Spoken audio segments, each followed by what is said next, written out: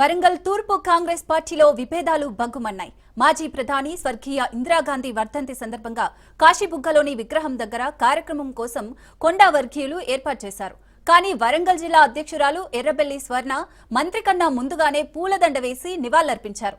ఇంతలోనే మంత్రి సురేఖ రావడంతో కొండా వర్గీయులు పెద్ద ఎత్తున జై కొండా అంటూ నినాదాలు చేశారు. అవేవీ పట్టించుకోకుండా ఎర్రబెల్లి స్వర్ణ తన వాహనం ఎక్కి వెళ్లిపోయారు. తర్వాత కాంగ్రెస్ కార్యకర్తలు జిల్లా అధ్యక్షులు ఎర్రబెల్లి వేసిన పూలమాలలు తీసి పక్కకు పెట్టాక మంత్రి సురేఖ ఇందిరాగాంధీ విగ్రహానికి పూలమాలలు వేశారు. అక్కడ అంతా జై కొండా నినాదాలతో మార్మోగింది.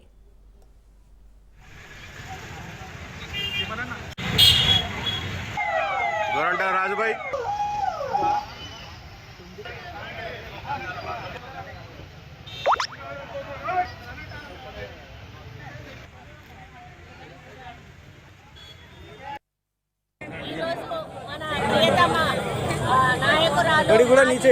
మంత్రి ఇందిరాగాంధీ గారి 41వ వర్ధంతి సందర్భంగా వారికి నివాళులు అర్పించి మరి ఇక్కడికి అర్పించడానికి రావడం జరిగింది.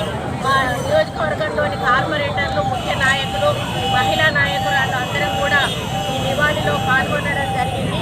మరి ఇందిరాగాంధీ అంటే తెలియని వాళ్ళు లేరు.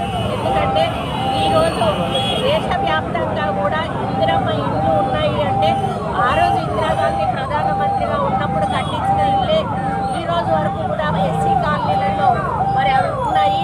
అందరూ కూడా ఈ రోజు ఇందిరమ్మను మర్చిపోలేదు అని అంటే ఆ రోజు ఆమె ఇచ్చిన ఇండ్లను వాళ్ళు అందులో ఉంటున్నారు. కాబట్టి ఎప్పుడు వెళ్ళినా కూడా మాకు ఇందిరమ్మ ఇచ్చిన ఇండ్లే, ఇందిరమ్మ ఇచ్చిన ఇండ్లే అని చెప్పడం జరుగుతుంది.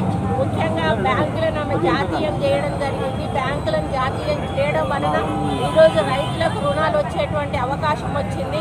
ఈరోజు రైతు పంట పండించుకోవడానికి బ్యాంకు నుంచి రుణం తీసుకుంటున్నాడు అంటే ఆ రోజు ఆమె బ్యాంకులను జాతీయం చేయడం వల్లనే